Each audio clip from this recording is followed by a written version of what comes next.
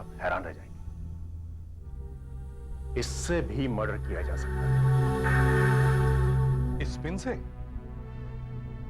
हाँ, खून हो तो सकता है अगर इस पर जहर लगाकर किसी को चुभा दिया जाए तो। नहीं नहीं, जहर वहर कुछ नहीं। सुधाकर के लिए तो ये पिन ही काफी है। क्या? देखिए मैं बताता हूं, मुझे बचपन से एक बीमारी है, खून की। सुधाकर को हेमोफीलिया है। इसका मतलब है अगर आपको चोट लग जाए तो खून बहता ही रहेगा, रुकेगा नहीं। जी हाँ एसीपी साहब, मेरा ब्लड क्लॉट नहीं होता, खून रुकता नहीं। घाव बड़ा हो या छोटा, एक बार खून बहना शुरू हुआ तो मेरा खून बहता ही रहता है, रुकता नहीं। आपको तो बहुत एहतियात से रहना पड़ता होगा। जी हाँ, सिर्फ इस दवा का सहारा है। ये दवा घाव में से बहते खून को थोड़ी ही देर में जमा देती है, क्लॉट कर देती है, खून रुक जाता है। भाई इसीलिए तो दवा मैं हमेशा अपने पास रखता हूं। तो डॉक्टर ये बताओ आज तुम यहाँ आए कैसे? मैं एक बहुत जरूरी काम से आया। इनकी बीवी जो है ओ डॉक्टर, तुम भी जरा सी बात का बतंगड़ बनाते हो। ऐसा कुछ होने वाला नहीं है, खामखा इनका वक्त भी जाया कर रहे हो। इसका फैसला तुम एसीपी साहब पे छोड़ दो। अब ये बोलो, तुम बता दो या मैं कहूं? अच्छा मैं बताता हूं।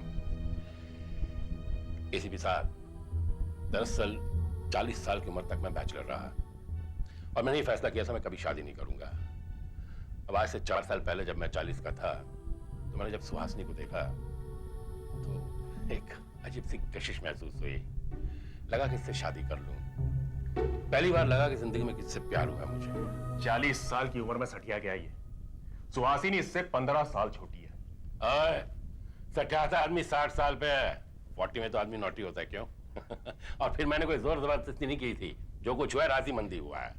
हाँ, उसके बाप को तुम्हारा पैसा लौटाना था ना, उसने सोचा चलो शादी हो जाने के बाद शायद वो पैसा लौटाना नहीं पड़ेगा, और बस उसके बाद इनकी शादी होगी।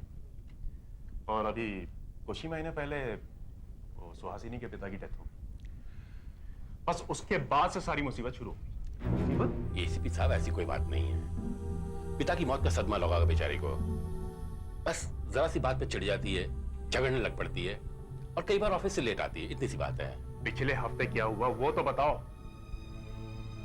पिछले हफ्ते?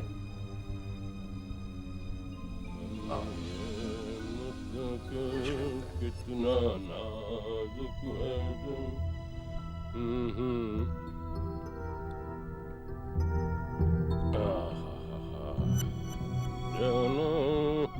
मुन्ना जी साहब। ओ मुन्ना जी साहब। भी क्या जी साहब लगा रखी है। एक सोडा लेके आ और वो खिड़की खोल दे सामने वाली। बहुत अच्छा साहब।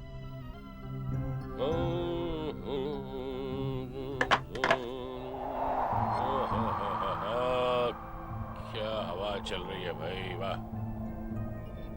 सुहासिनी जी, मैंने कहा जाने मन, क्या बात है, बहुत परेशान लग रही हैं आप।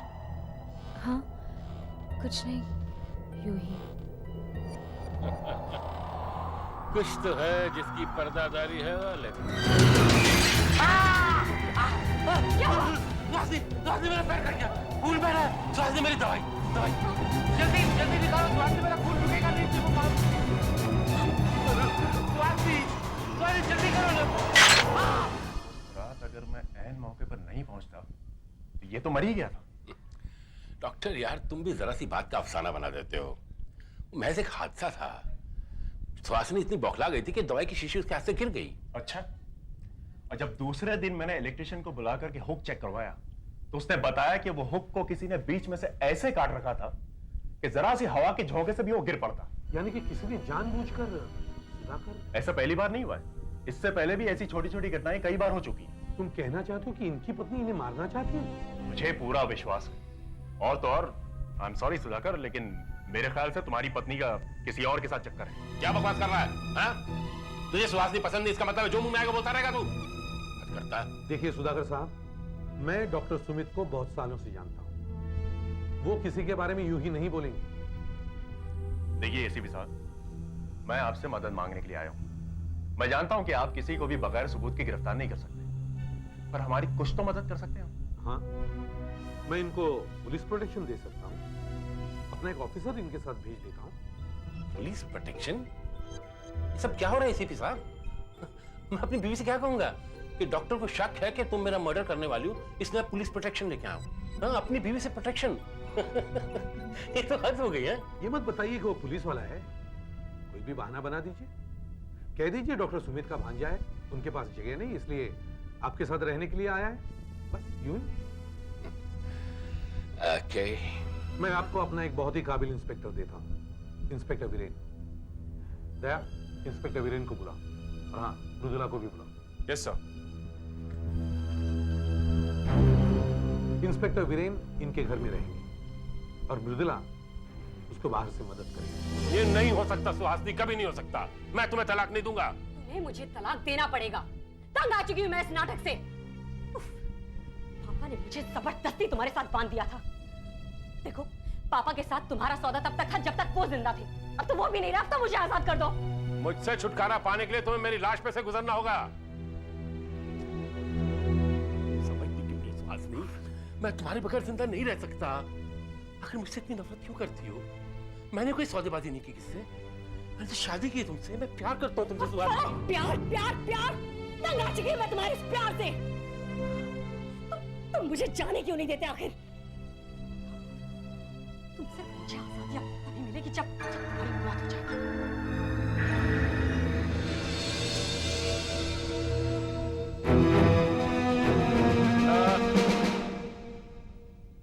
ओ ना,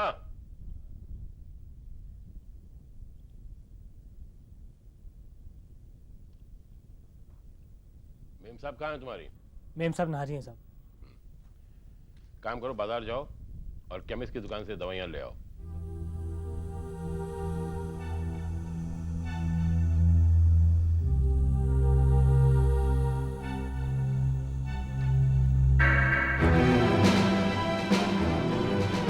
काम करो, बाजार जाओ और केमिस्ट की दुकान से दवाइयां ले आओ।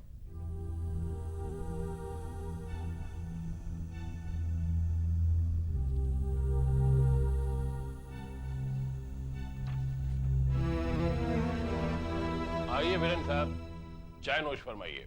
नहीं शुक्रिया, इस वक्त नहीं। देखिए, आपके कहने के अनुसार मुन्ना को तो मैंने भेज दिया। अब आप क्या करना चाहते हैं? वैसे मैं आपको अभी कहता हूं, मुझे कोई खतरा नहीं है। ये सिर्फ डॉक्टर के दिमाग का फितूर है। सुहासिनी और मैं बहुत खुश हैं आपस में। खुश हैं आप? हाँ। देखिए, कल रात आप दोनों की बातें मैंने सुन ली हैं। आप प्लीज मुझे मेरा काम करने दीजिए। करिए। खतरा कहां से आ सकता है? खतरा कहां से आ सकता है?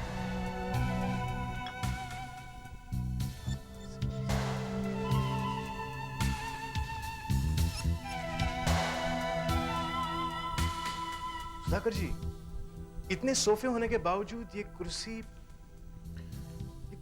बड़ी अजीब है। आप इस्तेमाल करते हैं इसका?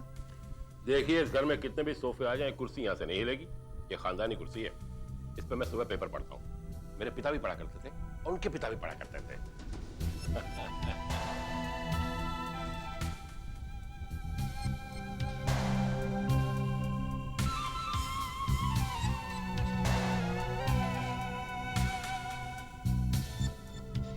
कुर्सी है अच्छी। क्या हुआ? ये कील देख रहे हैं आप? साहब, पुरानी कुर्सी है, का कील तो निकल ही सकता है। कुर्सी तो पुरानी है। आपके पास कोई प्लायर या पकड़ है? क्या उस दराज में है?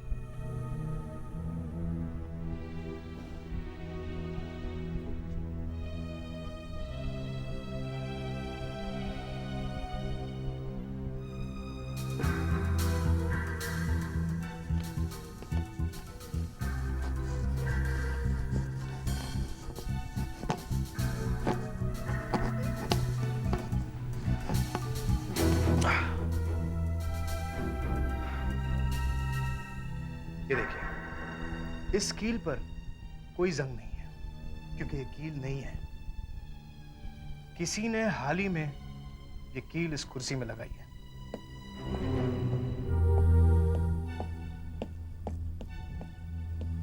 ओहो, जाने मन, ये सुबह सुबह बंठन के कहाँ चल दी हैं आप?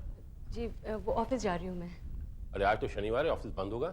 हाँ लेकिन कुछ काम अधूरा रह गया है सो अच्छा अच्छा, करा। मैं चली हूँ। से बाय। बाय।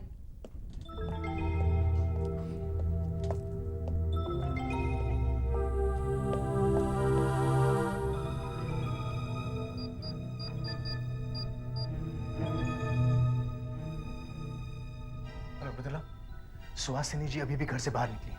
उनका पीछा करो, देखो वो कहाँ जाती है और किससे मिलती है। ओके? पुलिस वाले।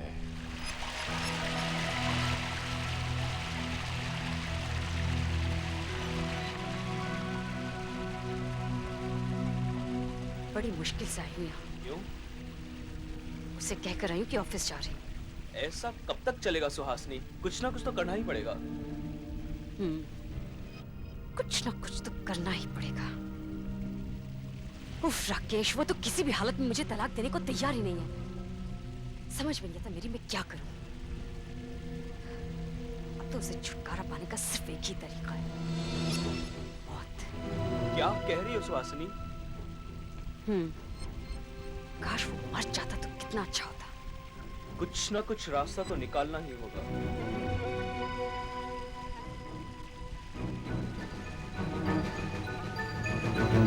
सर, गड़बड़ तो जरूर है।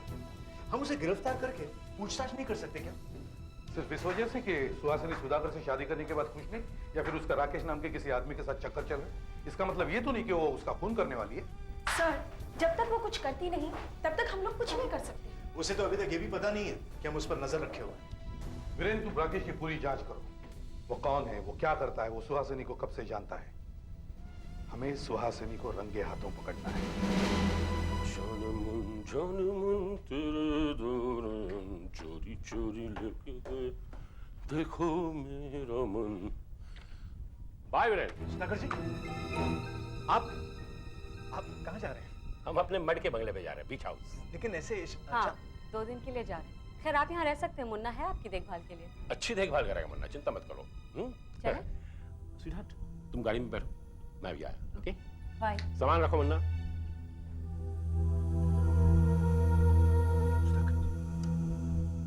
सब कुछ ठीक हो गया है। सुहासिनी ने कहा मुझे छोड़ के नहीं जाएगी। इसी खुशी में बीच हाउस जा रहे हैं। आपका दिमाग तो खराब भी हो गया सुधाकर जी। अब ऐसा कैसे कर सकते हैं? कम से कम मुझे पहले बताया तो होता। अरे आधे घंटे पहले तो सुहासिनी ने कहा कि चलो बाहर चलते हैं, और मैंने मान लिया। लेकिन अगर वहां जाके आपको कुछ हो गया तो? मैं काम करता हूँ, मैं चुपचाप आपके पीछे आता हूँ, किसी को कुछ पता नहीं चलेगा। तुम भी यार हद करते हो। एक मुद्दत बाद तो बीवी ने फरमाइश की कि चलो बीच हाउस चलते हैं, हमें अकेला छोड़ दो। She loves me. ठीक है ठीक है, आपने अपनी दवाई तो ली ना साथ में?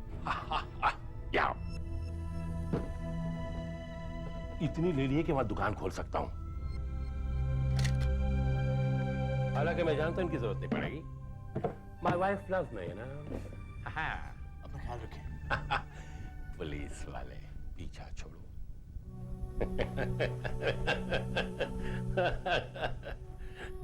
Bye, enjoy yourself. ये अच्छा नहीं हुआ वीरेंद्र, तुम्हें उन लोगों को अकेले जाने नहीं देना चाहिए था। मैं क्या करता सर, उनके साथ जाने की जिद में कैसे कर सकता था? और वैसे भी सुहासिनी के लिए मैं डॉक्टर सुमित का भांजा हूं, जो यहाँ पर काम की तलाश में आया हुआ है। और फिर सुधाकर ने मुझे उनके पीछे जाने से मना भी तो किया था। रात के 11 बज चुके हैं, वो लोग दिन के 2 बजे निकले थे। लगता है अभी तक तो सब कुछ ठीक ठाक है, वरना डॉक्टर सुमित का फोन आ ही जाता। सर सर एक काम कर सकते हैं क्या? मैंने घर के नौकर मुन्ना से बीच हाउस का एड्रेस ले लिया था। बीच हाउस यहाँ से 1 घंटे की दूरी पर है, मड आइलैंड पर। हम वहां जाकर चुपचाप उन पे नजर रख सकते हैं। आइडिया अच्छा है, चलो वहीं करते हैं। Okay sir. हेलो, हाँ डॉक्टर सुमित बोलिए। क्या? माय गॉड, तुम एम्बुलेंस लेकर हॉस्पिटल पहुंच रहे हो? ठीक है, हम भी वहीं पहुंचते हैं। क्या कहा डॉक्टर सुमित? हमने बहुत देर कर दी वीरेंद्र। सुधाकर का बीच हाउस पर एक्सीडेंट हो गया है। हमें डॉक्टर सुमित के हॉस्पिटल पहुंचना है अभी। सुनो, डॉक्टर सुमित कहाँ है?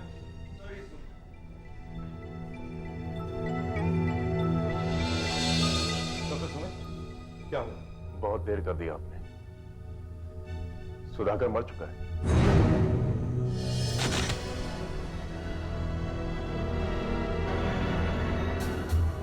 मुझे फोन आया था, सुधाकर की आवाज से ऐसा लग रहा था उसकी हालत ठीक नहीं है। कह रहा था सीढ़ियों से नीचे गिर गया है और नीचे औजार रखे थे उसके सर में लग गए, काफी चोटें आई हैं। मुझसे कहा कि एम्बुलेंस भिजवा देना। ये औजार यहाँ ऐसे कैसे पड़ेंगे? शायद सिर इस पर लगा होगा। उस वक्त उनकी बीवी कहां थी? मैंने सुहासिनी के बारे में फोन पर पूछा था, तो उसने बताया कि उन दोनों का कुछ झगड़ा हो गया था और 9:30 बजे वो टैक्सी लेके चली गई।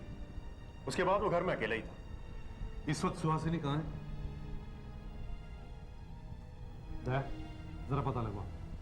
सर, सुधाकर तो अपने साथ अपनी दवाई भी लाया था, जो उसने एक आइस बॉक्स में रखी थी। वो रहा सर, उसी में रखी थी। लेकिन सर सवाल ये उठता है कि उसने दवाई ली क्यों नहीं? सर, ये तो खाली है, लेकिन कल दोपहर तो ये भरा हुआ था। तो फिर दवाइयां गई क्यों? रुदला, तुम इधर उधर देखो, कहीं रखी हो। वीरेन, तुम ये सीढ़ियां चेक करो। Okay sir. सुमित, जब तुम एम्बुलेंस लेकर आए तब सुधाकर कहां था? यहाँ, वो यहाँ पर बेहोश पड़ा था, इसलिए मैंने फटाफट उसे एम्बुलेंस में डाला और हॉस्पिटल ले गया। सुधाकर ने तुम्हें फोन किया, इसके बाद शहर से तुम एम्बुलेंस लेकर आए और फिर उसे हॉस्पिटल ले गए। इस सब में काफी समय लग गया होगा, है ना? तुम्हारे ख्याल से सुधाकर कितनी देर तक बेहोश पड़ा रहा होगा? यही कोई 20-25 मिनट। सुधाकर गाड़ी चलाना जानता था ना? हाँ, क्यों? तो फिर वो खुद गाड़ी लेकर बाहर क्यों नहीं निकला? मेन रोड से उसे कोई ना कोई जरूर हॉस्पिटल पहुंचाना। उससे काफी समय भी बच जाता, शायद उसकी जान भी बच जाती। सर, आगे का टायर पंचर है।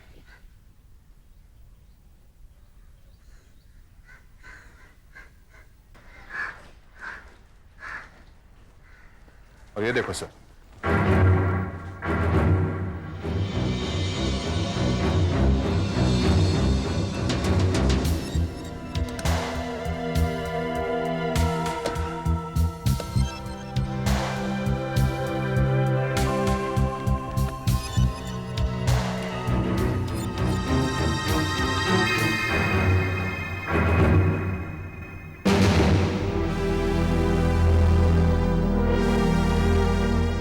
पंक्चर हुआ या किसी ने जानबूझकर? सर ये देखिए यहां पर। सर, सुधाकर ने डॉक्टर को फोन पर यही कहा था ना कि वो सीढ़ियों से नीचे गिर गए। सर, इसलिए मैं सारी सीढ़ियां चेक कर रहा था ताकि पता चल सके कि वो गिरे कैसे। कुछ पता चला? हाँ सर। सर, ये निशान देखिए। सर, यही है इस सब की जड़। सर, ये कोई ग्रीस या तेल जैसा पदार्थ लगा हुआ है।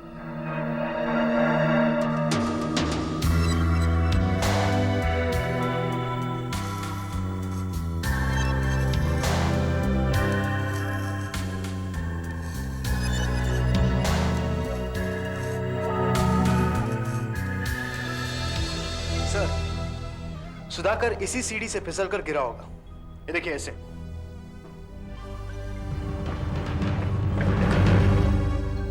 और नीचे लुढ़क कर गया होगा। और लुढ़क कर वहां तक पहुंचा जहां औजार उसका इंतजार कर रहे थे। सुधाकर की बीमारी की वजह से इन औजारों ने उसकी जान ले ली। उसका बचना तो नामुमकिन था। सर, मुझे दवाइयां मिल गई। सर, मैंने किचन के सिंक में कुछ दवाई जैसे निशान देखे तो उन्हें रुई से पोंछकर इसमें इकट्ठा कर लिया। उसके बाद मैंने बॉटल्स ढूंढने की कोशिश की तो वो यहाँ पड़ी हैं।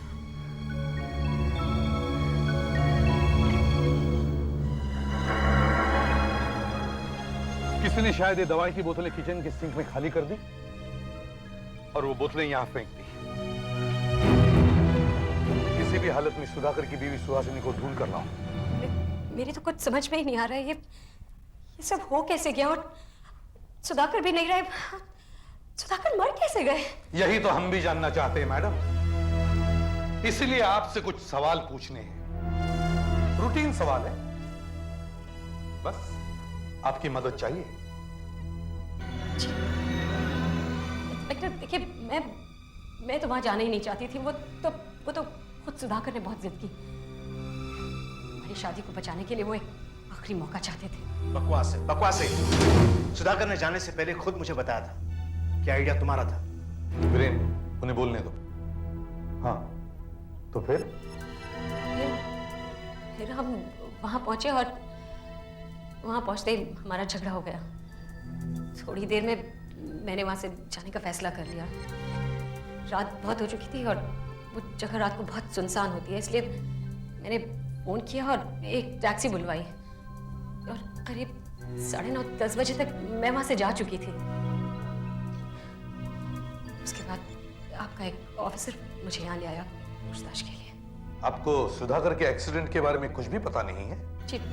जी नहीं, मैं कुछ भी नहीं जानती हूँ। आप चाहें तो उस टैक्सी ड्राइवर से पूछ सकते हैं। जब मैं वहां से चली थी तो मेरे पति बिल्कुल ठीक ठाक थे और दरवाजे पर ही खड़े हुए थे। सर, हमने उस टैक्सी ड्राइवर को ढूंढ लिया है और उसने भी यही बयान दिया है। अच्छा, एक बात बताइए, सीढ़ी पर लगी हुई क्रीम के बारे में आपको कुछ मालूम है? क्रीम? हाँ, सीढ़ी पर लगी हुई क्रीम। मैं किसी क्रीम के बारे में कुछ नहीं जानती हूँ। नहीं मालूम?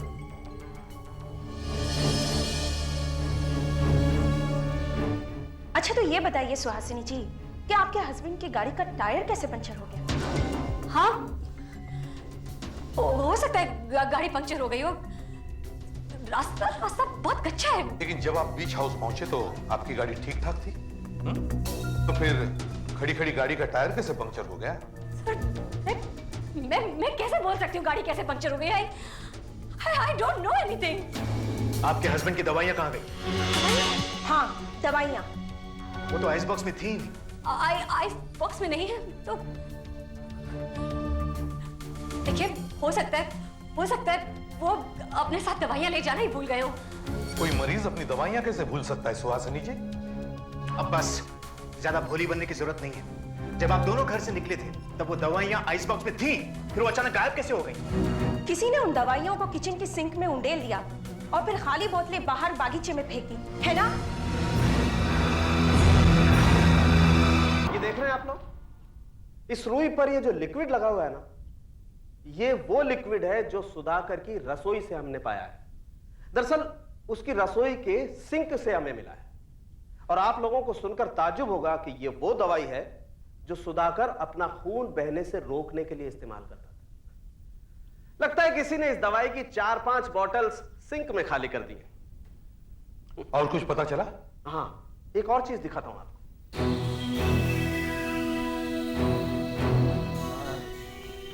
ये कील, ये वो कील है जो आपको कार के टायर में से मिली। जी हाँ। लेकिन ये कील सड़क पर से नहीं आई।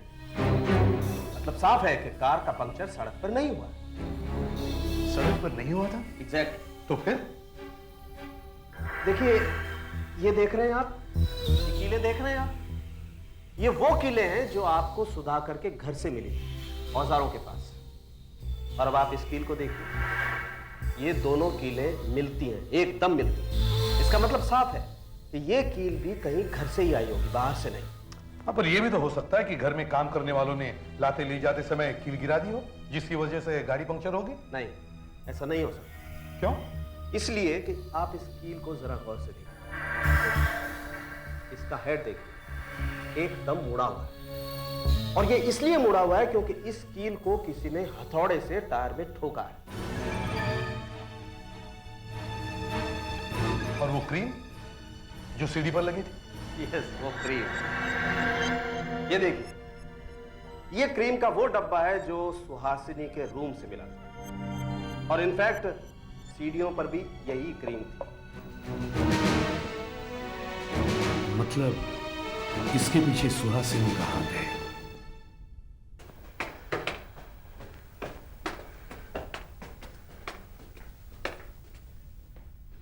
आखिर सब हो क्या रहा है? सुहासिनी जी, हमें शक है कि आपने ही अपने पति का खून किया है। क्या कह रहे हैं आप? बकवास! ये कोई खून नहीं कर सकती। बात हम सब जानते हैं इन्होंने सुधाकर से क्यों शादी की, इनके आपस में झगड़े कैसे होते थे और इनके और आपके क्या संबंध है। मृदुला, टेप चलाओ।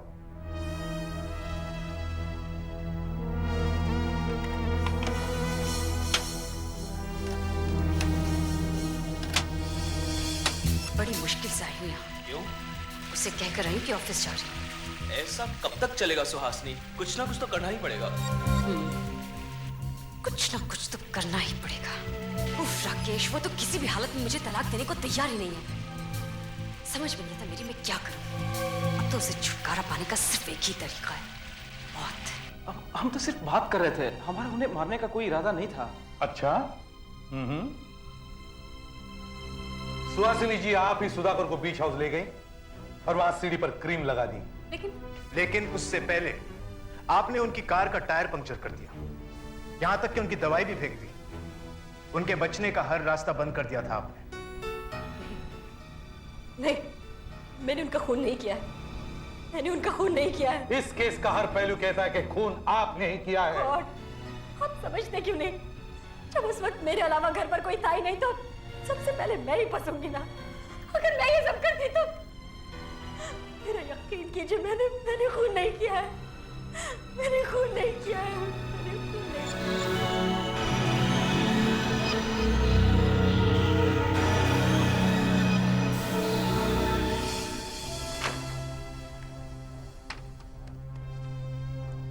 ऑटोप्सी रिपोर्ट कहती है कि खून के बहुत ज्यादा बह जाने की वजह से मौत हुई है। ये बात साफ जाहिर भी तो है। ये बात एकदम क्लियर है सर। क्यों? यूं ही केस तो बिल्कुल साफ है, फिर भी सोच रहा था हमसे कुछ रह तो नहीं गया।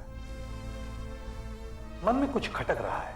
जैसे कि चोट काफी गहरी है, मतलब वो काफी ऊपर से गिरा होगा। अपने आप फिसल कर गिरा कि किसी ने उसे पीछे से धक्का दिया। सर एक मिनट, ये तो नई चीज है। अगर किसी ने उसे पीछे से धक्का दिया, इसका मतलब है वो सीढ़ियां उतर रहा था। इसका मतलब है वो बेडरूम से नीचे आ रहा था। वो बेडरूम से नीचे आ रहा था, और अगर उसे किसी ने धक्का नहीं दिया तो फिर उसका सिर कैसे, और सीढ़ियों के साथ रेलिंग्स भी तो है, तो फिर उसने अपने आप को संभालने के लिए रेलिंग्स पकड़ने की कोशिश तो जरूर की होगी। कोशिश तो की होगी, लेकिन शायद उसे रेलिंग पकड़ने का मौका ही नहीं मिला होगा। मगर सीढ़ियां थोड़ी घूमी हुई है, तो फिर वो सीधा नीचे कैसे आया? कैसे कैसे कैसे? चलो बीच हाउस चलते हैं, वहीं इसका जवाब मिलेगा।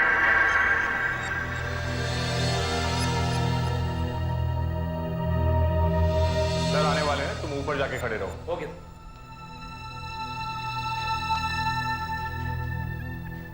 सुधाकर सीढ़ियों से उतर रहा था जब वो फिसल कर नीचे गिर गया। वीरेन, चलो हम देखते हैं उस रात क्या हुआ होगा।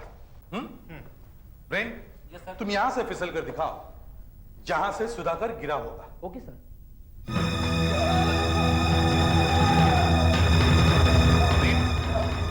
तो ज्यादा चोट तो नहीं लगी? लगी है। दिखा वीरेन, सुधाकर फिसलने के बाद गिरता ही चला गया ठीक इन औजारों के ऊपर। बहुत बुरी तरह से गिरा था। I'm sorry सर, मैं अभी आपका मतलब नहीं समझा। इतनी बुरी तरह से गिरने के बावजूद भी सुधाकर के शरीर पर एक भी चोट या खरोंच का निशान नहीं था। यह बात तुम्हें अजीब नहीं लगती?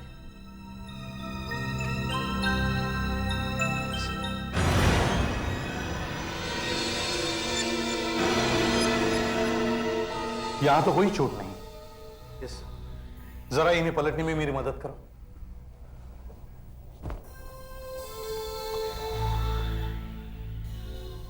यहां तो एक भी चोट या खरोंच का निशान नहीं। और अपने ऑफिसर को तो काफी चोट लगी थी गिरने से। एक भी निशान नहीं। हाँ, और यहां तो सिर्फ एक कट है जिससे बहुत खून बहा है, और ये चोट उन्हें औजारों से लगी थी। बड़ी अजीब बात है।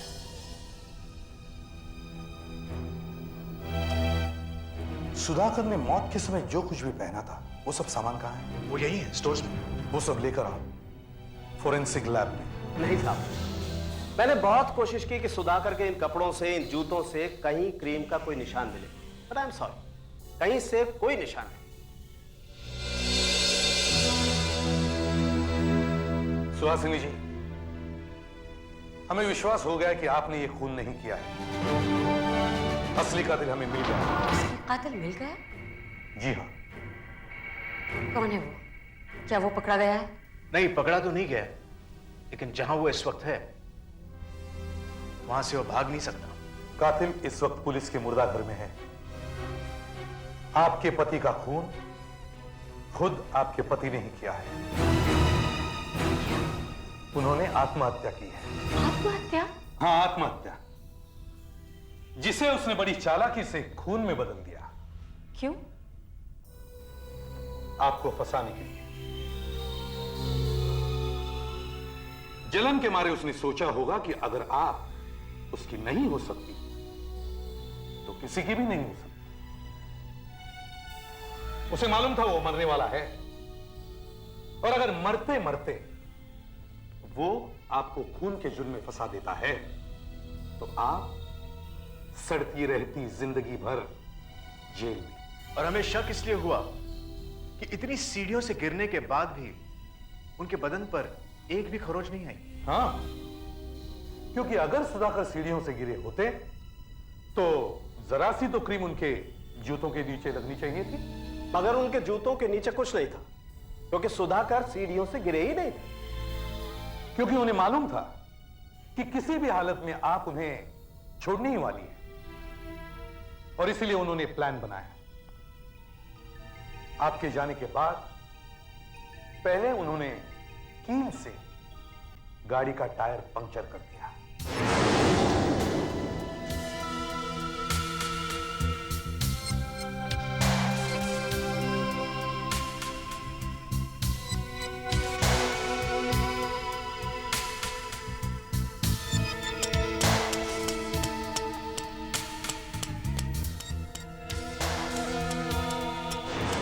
उसके बाद उन्होंने अपनी दवाई की बोतलें खाली की, और वो खाली बोतलें एक ऐसी जगह फेंकी जहां से वो आसानी से मिल सके।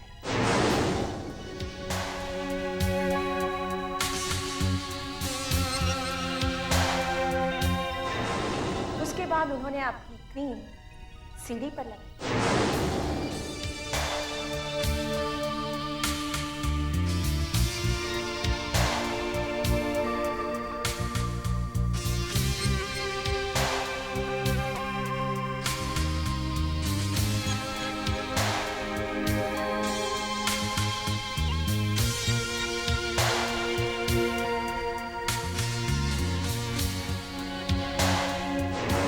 अब सब कुछ तैयार था, सिर्फ एक्सीडेंट होना बाकी था। मगर उससे पहले उन्होंने डॉक्टर सुमित को वो फोन किया। डॉक्टर, मुझे बचा लो डॉक्टर। मैं अपने बीच हाउस की सीढ़ियों से फिसल के गिर पड़ा हूं। बहुत खून बह रहा है, मुझे बचा लो डॉक्टर। वो मुझसे झगड़ कर 9:30 बजे चली गई। जल्दी आओ डॉक्टर। जोर से अपने माथे पर एक गहरा जख्म कर लिया।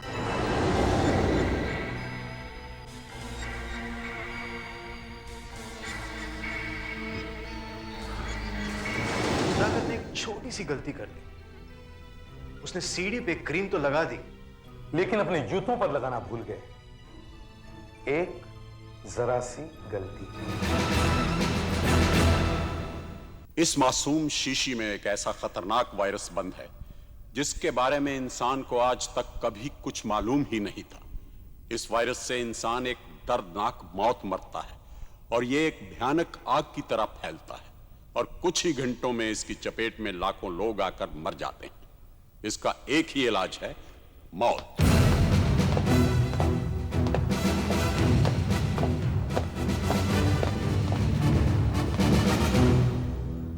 डॉक्टर खुराना, क्या आप काफी देर से हमारा इंतजार कर रहे हैं?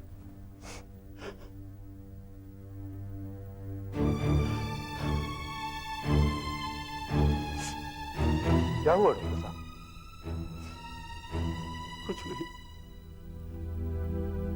आज जब मैं यहां आ रहा था तो मैंने देखा सड़क पर सभी बहुत खुश हैं, बहुत खुश। आज शुक्रवार है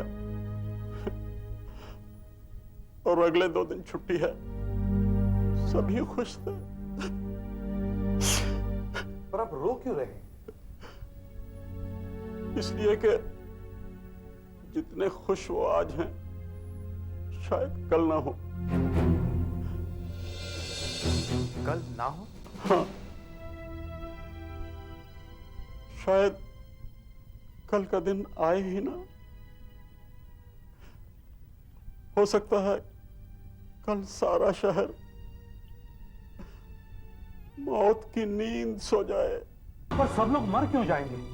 ऐसा क्या होने वाला है?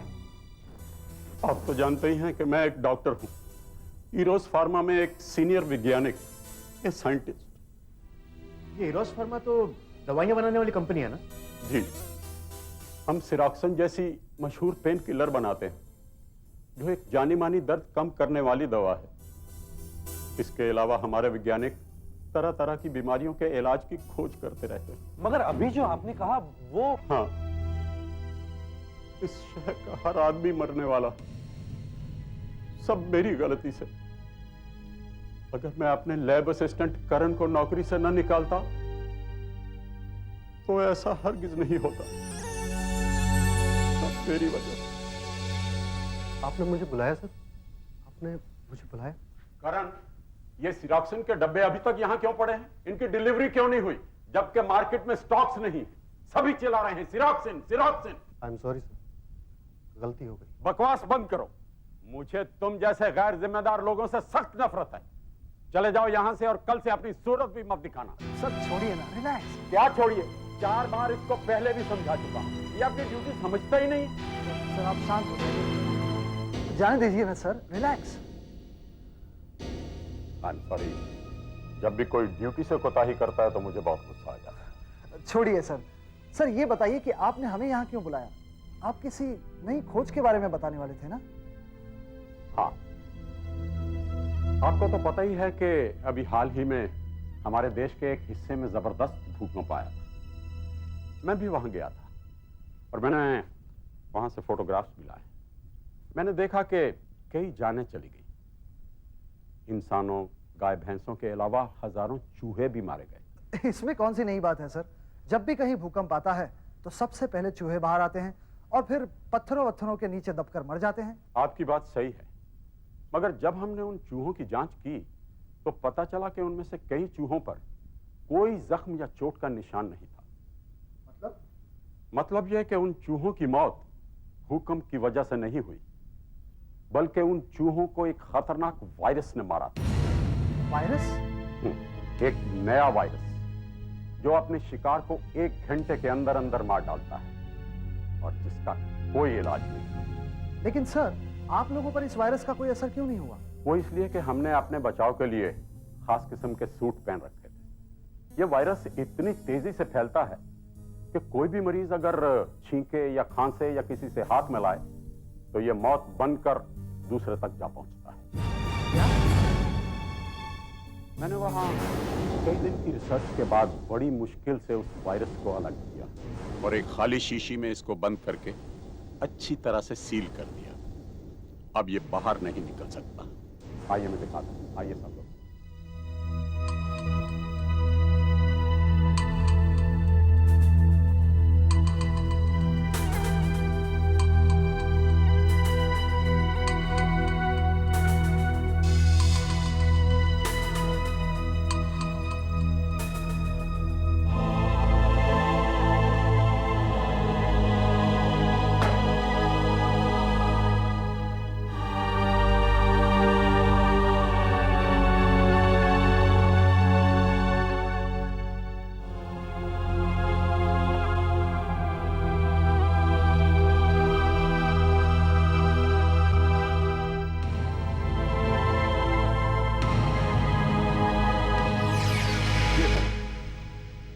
इसे मैंने बड़ी सावधानी से सील किया है, मगर जब हम रिसर्च के लिए इसको खोलेंगे तो हमें सूट मास्क सब पहनना पड़ेगा। लेकिन सर, ये शीशी तो हमारी दवाई सिरोक्सिन जैसी लगती है। वो इसलिए कि जो खाली शीशी में वहां लेकर गया था वो वही थी जिनमें हम सिरोक्सिन पैक करते हैं।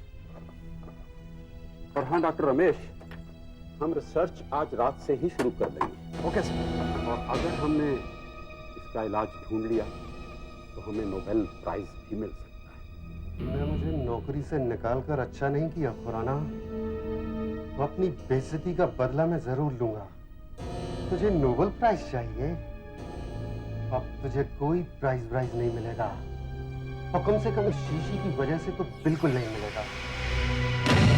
हमें काफी सावधानी बरतनी पड़ेगी, वायरस बहुत खतरनाक। जी सर। अरे ये फ्रिज कैसे खुला पड़ा है?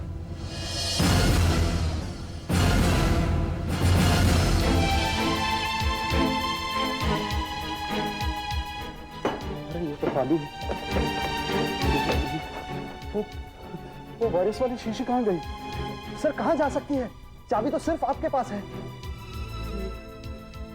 एक चाबी करण के पास भी रहती है। मैंने आज ही उसे नौकरी से निकाला। ये हरकत उसी की हो सकती है।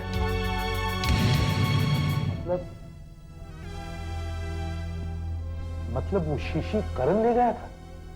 जी। बाद में जब उसे पता चला कि उसकी छोटी सी बेवकूफी से कितना बड़ा अनर्थ होने जा रहा था, तो उसने अपनी गलती कबूल कर ली। रोने लगा, कहने लगा वो मुझसे बदला लेना चाहता था। फिर उसने उस शीशी का, मेरा मतलब उस वायल का क्या किया? मैंने आपको बताया ना सर, वो जो हम पेन किलर बनाते हैं सिरोक्सिन, उसकी शीशी और वायरस वाली शीशी एक जैसी दिखती है। फिर हमारे पास सिरोक्सिन के 130 डिब्बे थे जो शहर भर के स्टॉकिस्ट को हम सप्लाई करने वाले थे। करण ने वायरस की वो शीशी उनमें से किसी एक डिब्बे में रख दी। ये आपको कैसे पता चला? उसी ने तो बताया था, मगर अब वो खुद नहीं जानता कि वो वायल उसने किस डिब्बे में रखा है। माय गॉड, 130 क्रेट्स भरे हुए हैं सिरोक्सिन के पैकेट से। हर पैकेट में 5-5 वायल, मगर एक वायल में है मौत, पूरे शहर की मौत। आप नहीं जानते वो वायरस कितना खतरनाक है। देखिए देखिए, मान लीजिए वो वायल यहां खुलता है तो 2 घंटे के अंदर अंदर इतने हिस्से को वायरस अपने लपेट में ले लेगा, और 4 घंटे में इतने हिस्से में फैल जाएगा, और 8 घंटे में तो पूरा शहर तबाह हो जाएगा, बर्बाद हो जाएगा, सब खत्म हो जाएगा, सब खत्म हो जाएगा, खत्म हो जाएगा। हम, आप, कोई नहीं बचेगा। कोई मरीज नहीं, कोई डॉक्टर नहीं, कोई गुनहगार नहीं, कोई पुलिस वाला नहीं। अब आप समझे मैं आपसे मदद लेने क्यों आया हूं। और ये सारे क्रेट्स आपने भेजे कहां हैं? उसकी लिस्ट है आपके पास? चलिए।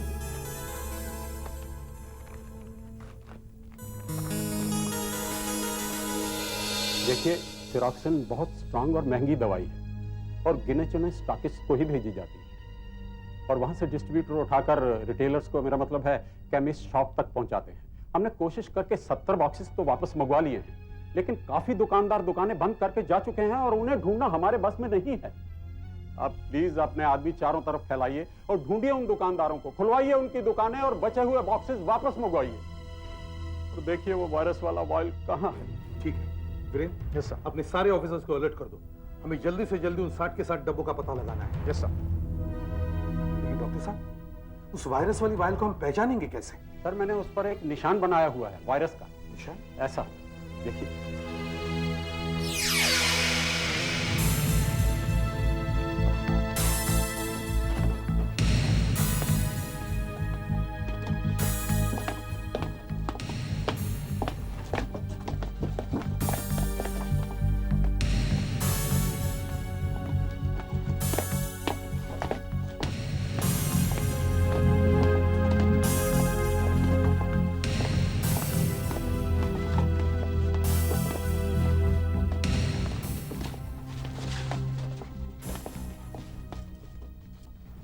सर ये बाकी के बचे हुए 3 डब्बे, हमने सारी शीशियां चेक कर ली, पर किसी में भी वो निशान हमें नहीं मिला।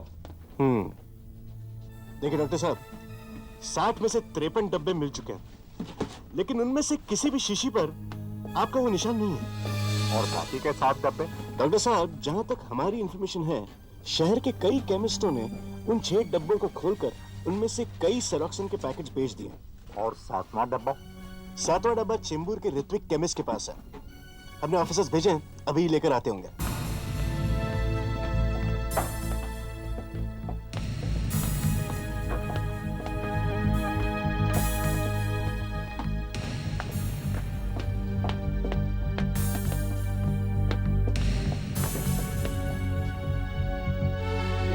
ये क्या हो रहा है?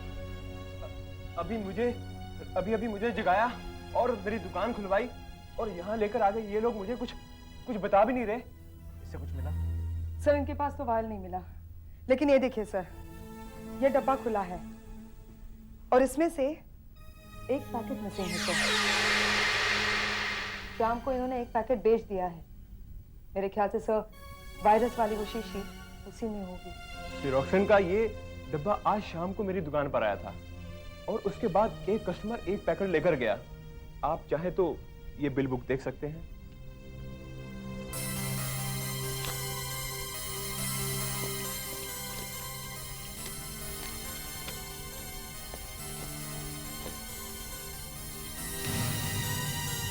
ये सिरोक्सिन का पैकेट आपने किसी अमरीश को बेचा है। क्या ये आपका रेगुलर कस्टमर है? अब मेरा मतलब है, क्या ये अक्सर आपकी दुकान पर आता रहता है? रेगुलर कस्टमर तो नहीं है, लेकिन उसको मैं अच्छी तरह से पहचान सकता हूँ, क्योंकि ये आदमी तब मेरी दुकान पर आया जब मैं दुकान को बंद कर रहा था। शायद मैं मना कर देता, लेकिन मैंने देखा कि उसे बहुत तकलीफ हो रही, उसे काफी दर्द था। लेकिन सर, वो आदमी बहुत खतरनाक दिख रहा था और उसके चेहरे पर घाव का निशान था, ऐसे। चेहरे पर घाव का निशान? अच्छा, एक बात बताइए, ये डॉक्टर मुरली कौन है और कहाँ रहते हैं? डॉक्टर मुरली का दवाखाना तो मेरी दुकान के पास ही है और उनका घर भी वहीं पर है। मैं अभी बता सकता हूँ आपको। डॉक्टर मुरली?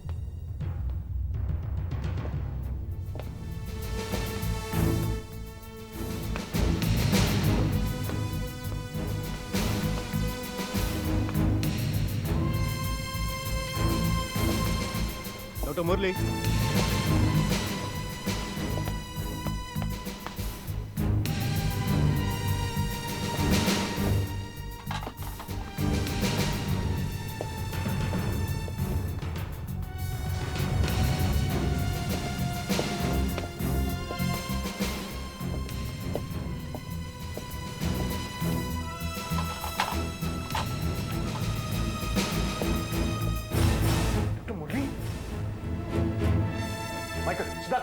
Yes sir.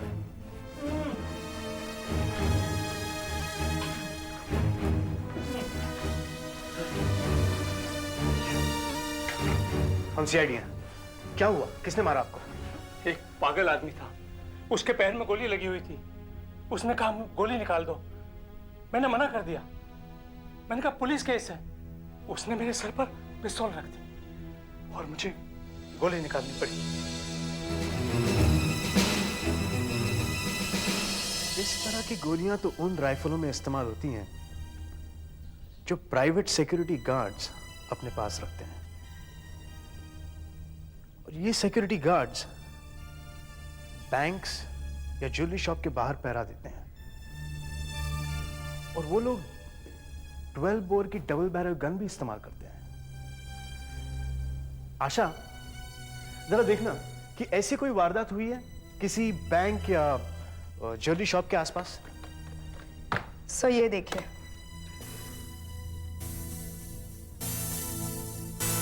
कल रात एक सुनार की दुकान में मैनेजर को रिवॉल्वर की दाग दिखाकर एक आदमी ने उसका ब्रीफकेस छीन लिया। उसमें 3 लाख रुपए थे। उस ज्वेलरी स्टोर के गार्ड ने उस चोर पर गोली चलाई जो उसके पैर में लगी। चोर ने भी अपने रिवॉल्वर से गोली चलाई जो गार्ड के सर से लगती हुई चली गई, और जब तक गार्ड अपने आप को संभाल पाता तो चोर वहां से ब्रीफकेस लेकर फरार हो गया। मगर गार्ड और मैनेजर दयाल ने देखा था कि उस आदमी के चेहरे पर चोट का लंबा निशान था। चोट का लंबा निशान। दया, अगर उस गार्ड की हालत अच्छी है तो उसे फौरन यहां लेकर आओ।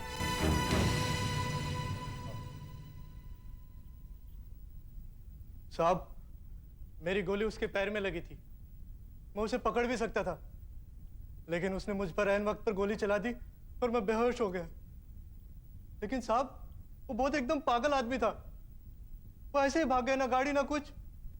लेकिन बहुत खतरनाक आदमी था साहब, वो बहुत डेंजर आदमी था। सर, ये वारदात परसों बृहस्पतिवार को हुई। वो डॉक्टर के पास गया कल रात यानी शुक्रवार को। वहां पर उसने अपने पैर से गोली निकलवाई, डॉक्टर को बांधा और उसके बाद इसने ये दवाई खरीदी, सेरोक्सिन। मतलब 24 घंटों तक वो कहीं छुप कर बैठा रहा होगा, और जब दर्द बर्दाश्त से बाहर हो गया होगा तब वो निकला होगा और सीधे डॉक्टर के पास गया होगा। गोली निकलने के बाद भी तो दर्द होता है। डॉक्टर खुराना, सेरोक्सिन का असर कितनी देर तक रहता है? देखिए, सिरोक्सिन को सीधा चोट पर लगाया जाता है और उसका असर यही कोई 6 घंटे तक रहता है, ज्यादा से ज्यादा 7 घंटे। उसने सिरोक्सिन कल रात को खरीदी थी, तो एक शीशी तो उसने उसी समय लगा ली होगी, और दूसरी 1-2 घंटे पहले। और अगर उसने कहीं वो वायरस वाली शीशी खोलकर लगा ली होगी तो अब तक तो वो इंफेक्शन से मर चुका होगा, और जो कोई उसके आसपास आया होगा वो भी। और अगर ऐसा हुआ है तो हम सब भी अपनी मौत का इंतजार करने के अलावा कुछ नहीं कर सकते।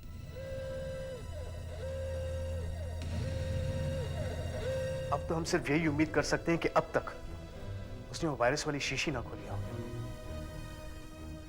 और अगर वो जिंदा है तो 3-4 घंटों में वो एक और शीशी खोलेगा, और उससे पहले हमें उसे ढूंढना होगा।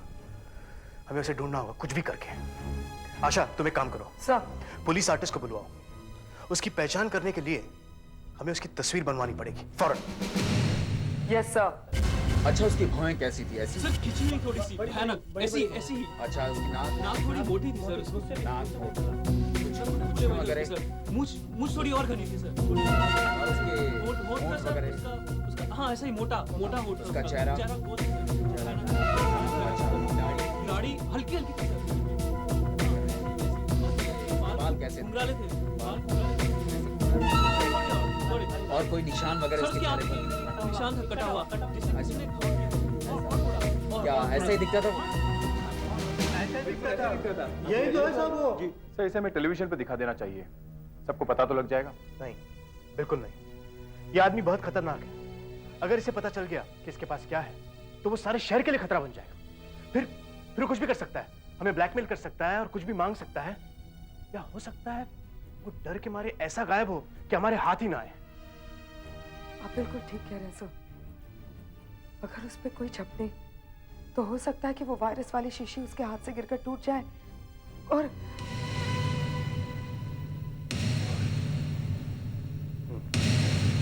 आशा, तुम ऐसा करो, सभी पुलिस स्टेशन और हमारे सब खबरियों तक ये तस्वीर पहुंचा दो।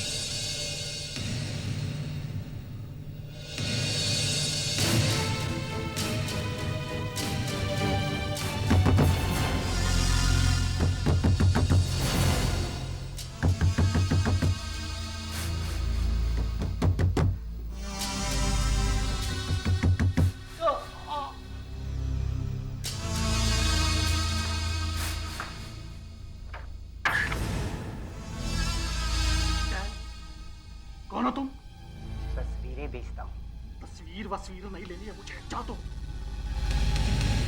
ये भी नहीं, ये तो चाहिए ना, ये भी नहीं चाहिए। वो कौन? आजा। कौन है तू? प्यार से मुझे घड़ियाल कहते हैं और नफरत से घड़ियाल खबरी।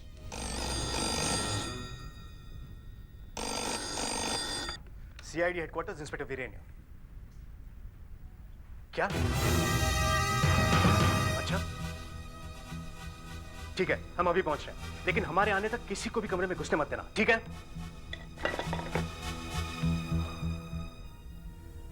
फोन करने वाला काफी डरा हुआ था। उसने बताया कि नाथनपुरा के होटल शीतल में एक आदमी ठहरा हुआ है। वो आदमी लंगड़ा है और उसके चेहरे पर एक घाव का निशान भी है। तो हो ना हो यही हमारा आदमी। मगर फोन करने वाले ने यह भी कहा कि उस आदमी की हालत काफी बिगड़ती जा रही है। चारों तरफ से घेर लिया है ना? यस सर, और अगर किसी को हॉस्पिटल ले जाना पड़े उसके लिए एम्बुलेंस भी मंगाई है। Okay, stand by.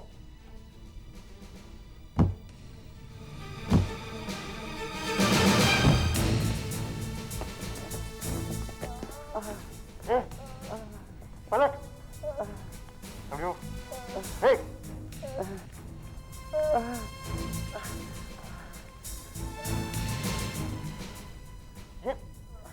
ये तो वो नहीं है। और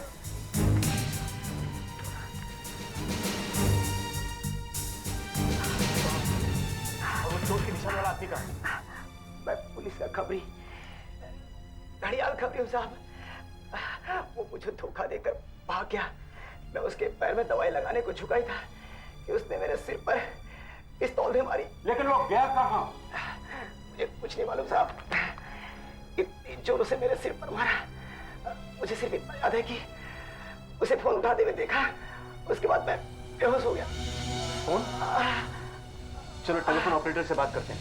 जो आदमी रूम में था उसने कम से कम 15 बार मुझसे ये नंबर मांगा था। क्या नंबर था? 442-1109। 442-1109। 442, ये तो वर्ली एक्सचेंज है ना? Yes sir. अच्छा, जहाँ पे फोन किया था वहाँ किसी से बात हुई थी? नहीं इंस्पेक्टर साहब, नंबर कभी लगा ही नहीं, हमेशा एंगेज ही आता था। और वो आदमी काफी परेशान भी हो गया था, कह रहा था कि उसको कोई बहुत जरूरी बात करनी है। क्या मैं फोन कर सकता हूँ? जी।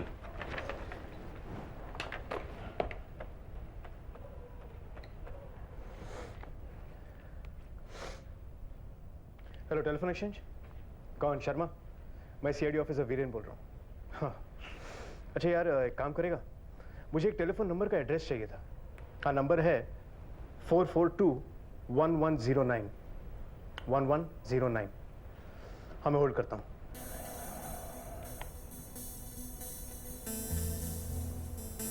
हाँ बोल। 14 वर्ली नाका। ये तो ऑफिस का एरिया है ना? हाँ, ऑफिस का नाम एवोनेक्स।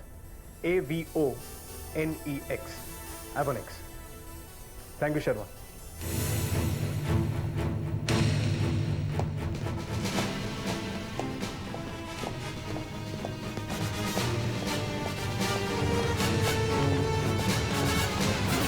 तो ये क्या बात है? किस चीज का ऑफिस है ये? क्या होता है यहाँ पर? हम लोग लोकल दफ्तरों में सेक्रेटरीज देते हैं, लेकिन आप लोग कौन है? सीआईडी। सीआईडी? जी हाँ, एक आदमी सुबह से बार बार आपके यहाँ ऑफिस पर फोन कर रहा है। हम ये जानना चाहते हैं कि यहाँ पर वो कौन है जिसे वो फोन कर रहा है। यह है वो आदमी। आप में से कोई जानता है इसे? आप में से इसे कोई जानता है? आप में से कोई ना कोई तो इसे जानता ही होगा। आप जानती हैं? यह आदमी आपको लगातार फोन कर रहा था। आप जानते हैं?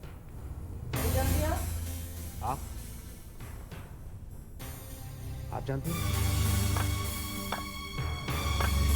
नहीं जानती? ध्यान से देखो। नहीं जानती इसको? नहीं जानती? नहीं जानती? नहीं, मैं इस आदमी को नहीं जानती। मैंने इसे आज तक देखा देखा तक नहीं। अगर आप इस आदमी को नहीं जानती है तो अब इतना घबरा क्यों रही है मैडम? आप हमसे जरूर कुछ छुपा रही हैं। मैडम देखिए, मैडम प्लीज आप जो कुछ भी जानती हैं हमें सब सच सच बता दीजिए। ये जिंदगी और मौत का सवाल है, प्लीज मैम। देखिए मैडम, ये आदमी आपका कोई भी हो, हम उसे आसानी से ढूंढ निकालेंगे। आपके रिश्तेदारों से पूछेंगे और फिर आपको यहाँ आपके ऑफिस में प्रॉब्लम हो सकती है, मगर उसके लिए हमारे पास टाइम नहीं है। मैडम हमारी बात समझने की कोशिश कीजिए, ये वाकई जिंदगी और मौत का सवाल है। हर मिनट हमारे लिए कीमती है। मैं आपके हाथ जोड़कर कहता हूँ कि प्लीज प्लीज हमारी मदद कीजिए मैडम।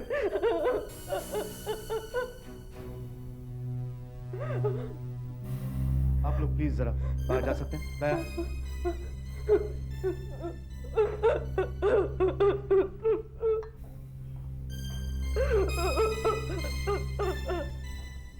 देखिए मैडम,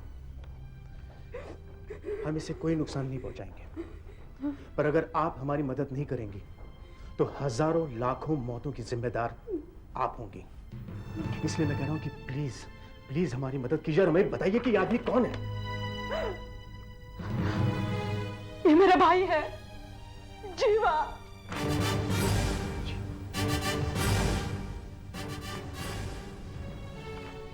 ये इस वक्त कहाँ है? वो 3 दिन से गायब है।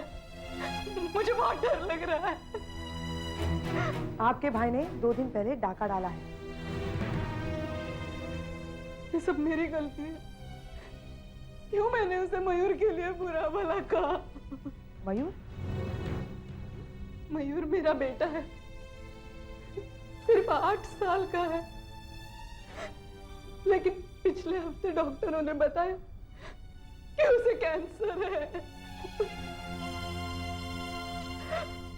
उसके ऑपरेशन के लिए 1 लाख रुपयों की जरूरत है। इसीलिए उसने डाका डाला है। अब इन तक पैसे पहुंचाने की कोशिश वो जरूर करेगा। इनकी मदद से हम उसे पकड़ सकते हैं। नहीं, मैं अपने भाई को नहीं पकड़वाऊंगी। मैडम समझने की कोशिश कीजिए। अनजाने में जीवा के हाथ एक बहुत खतरनाक चीज लग गई है। एक ऐसा जहर जो इतना भयंकर है कि वो जीवा को ही नहीं बल्कि सैकड़ों हजारों लोगों को खत्म कर देगा। अगर आप हमारी मदद करें तो शायद आपका भाई नहीं, इस शहर का हर आदमी बच सकता है। प्लीज प्लीज हमारी मदद कीजिए, प्लीज।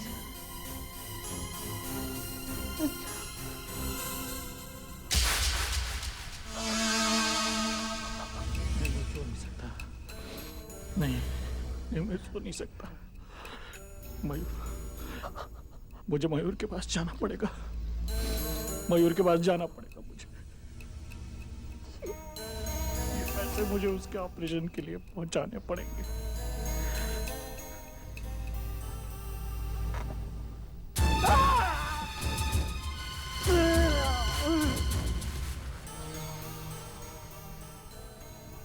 ये दर्द क्या करूं?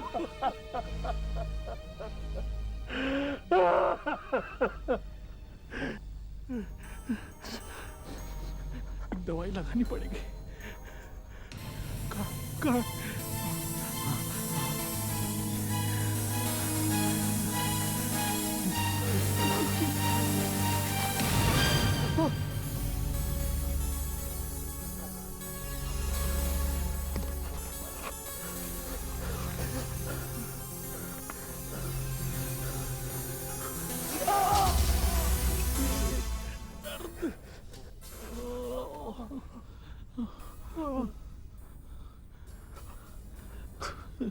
दो ही बची हैं,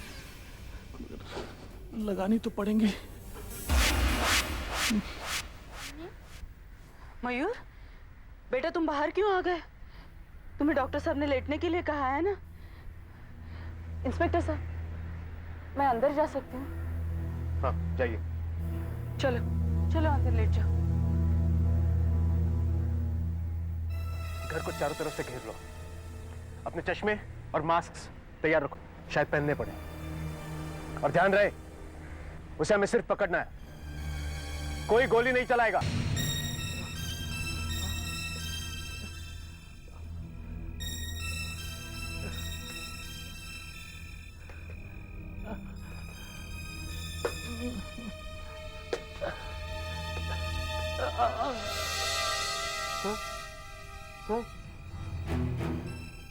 आ गया। सर वो इधर ही आ रहा है।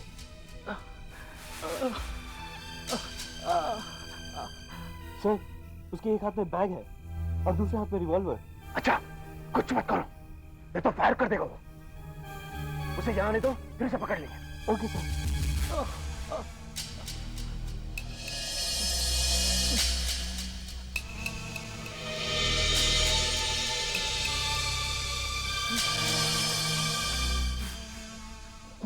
कुछ गड़बड़ है। भाग जीवा, जीवा भाग। अच्छा वो जा रहा है।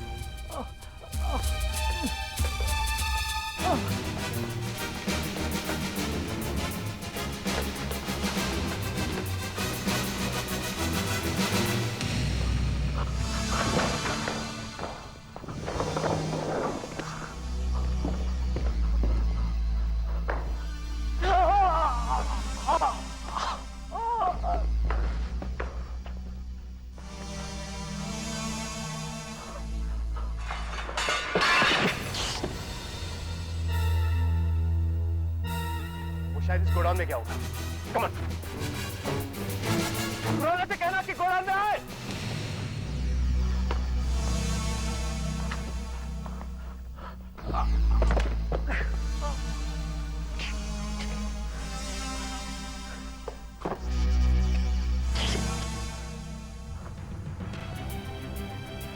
पुराना साहब जो अपने घर के पास हुई है, अब वहीं पहुंच जाइए।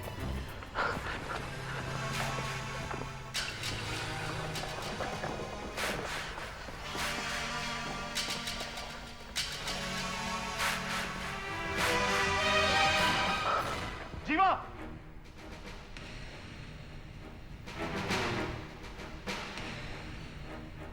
जीवा तुम भाग के कहीं नहीं जा सकते।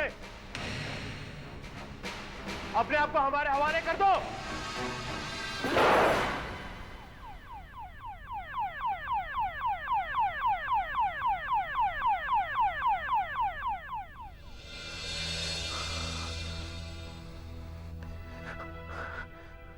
एक मिनट, हम गोली नहीं चला सकते, कहीं उस शीशी को लग गई तो।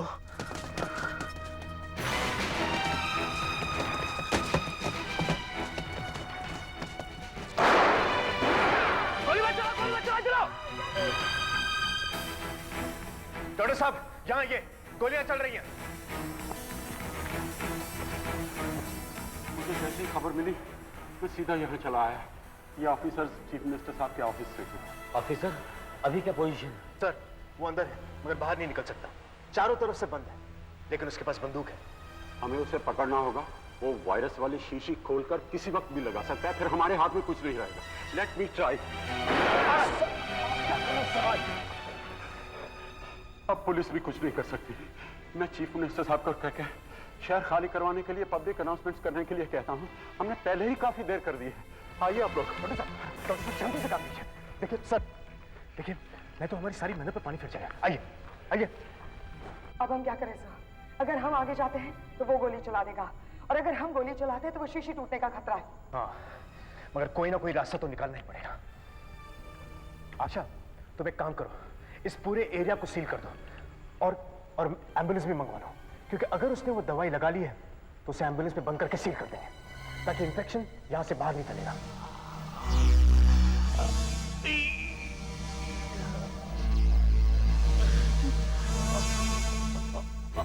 देखिए आप सब लोग अपनी जान खतरे में मत डालिए, मैं अकेले जाता हूं। दया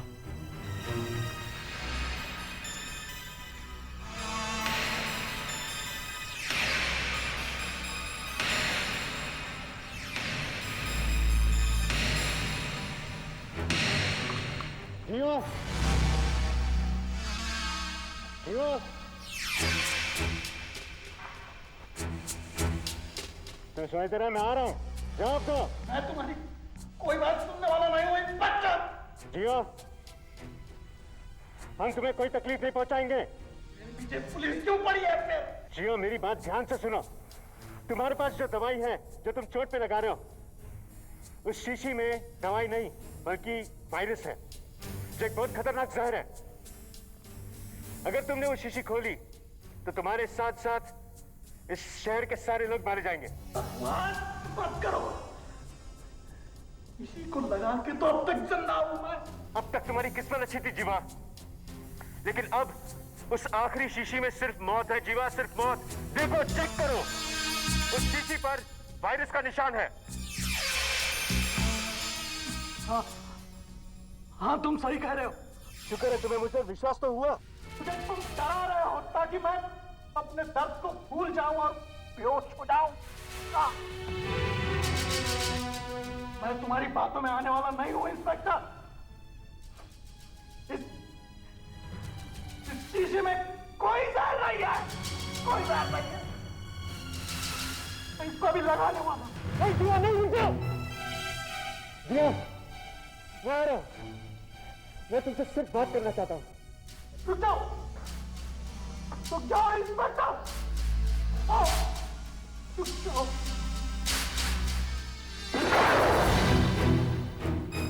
दिया, ये मैं गन मेरी फेंक रहा हूं। ये देखो, मैंने फेंक दी। एक निहत्थे से आदमी पे गोली चलाओगे? नहीं जीवा। आगे मत बढ़ना इंस्पेक्टर, आगे मत बढ़ना। जीवा, मेरी तरफ देखो जीवा। तुम्हें क्या लगता है ये मास्क के दस्ताने मैंने क्यों पहन रखे हैं? सिर्फ उस शीशे से बचने के लिए, क्योंकि उस शीशे में वायरस है जीवा। बकवास है ये सब। मैंने अब तक ये दवाई लगा लेनी चाहिए थी। देखो, अब मैं ये करने जा रहा हूं, अब मैं इसको लगाने जा रहा हूं। तुम हमें साथ में मत, तुम यही चाहते हो ना? ओके।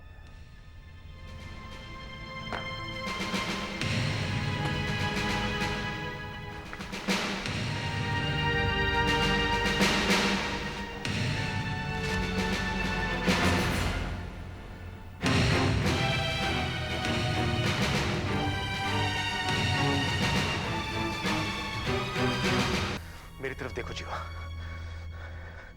कभी तुमने किसी पुलिस वाले के चेहरे पर इतना डर देखा है? कभी किसी पुलिस वाले का बदन कांपते हुए देखा है? जीवा, ये डर तुमसे या तुम्हारी इस बंदूक से नहीं है, वो तुम्हारी इस शीशी से है जो तुम्हारे हाथ में है।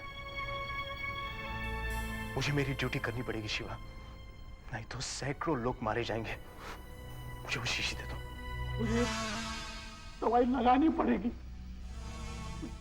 दर्द हो रहा। नहीं जीवा, तुम वो शीशी मुझे दे दो प्लीज, और तुम सिरोक्सिन ले लो, लेकिन वो शीशी मुझे दे दो। मेरा भांजा मर रहा है, मुझे तक पहुंचना है। जीवा, समझने की कोशिश करो। अगर तुमने वो शीशी खोल दी तो हजारों लोग मारे जाएंगे, और साथ में तुम्हारा भांजा मयूर भी। जीवा, वो शीशी मुझे दे दो। दो।